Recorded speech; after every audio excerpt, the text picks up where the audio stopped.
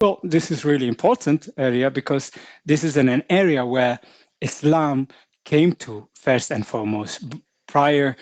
So physically, the first place where Muslims, having left Mecca, the first place they've ever set root in, the first place they've ever established in, the first place they've ever became part of the local population, the first place where they've earned their halal and their livelihood, the first place where they actually did da'wah outside of Mecca is the Horn of Africa.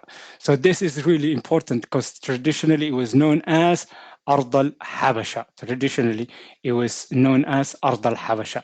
And so because of it was known as Ard al-Habasha, the name basically is the equivalent to what we today know as the Horn of Africa. So that becomes really important because it is an area where the Prophet ﷺ sent his companions to. It is an area where they sought refuge. It is an area where they established an economy, i.e. business, trading, laboring. It's also in an area where they actually did da'wah. This is an area where their children was born. It's an area where some of them actually married in, some of them divorced, some of them buried their fellow relatives there. So from there you can see, without actually Islam having left Mecca and gone to further in Hijaz, i.e. Ta'if or Medina, as we come to know down the line when it comes to the seerah of the Prophet ﷺ, the first geographical area that Islam was transplanted, i.e.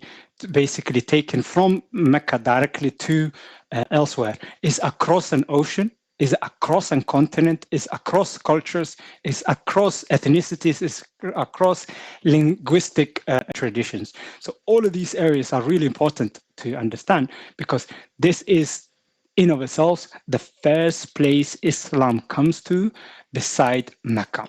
And I know that sounds very dramatic, sounds very basically sounds very magnanimous, but that is not only the case when it comes to the first of the first, but it's also the impact that this area has had on Islam is really taken as a prime example when we're studying the impact other cultures have had on the Horn of Africa. So having said that, Bismillah, subhanallah, we need to understand then what do we do with this piece of knowledge?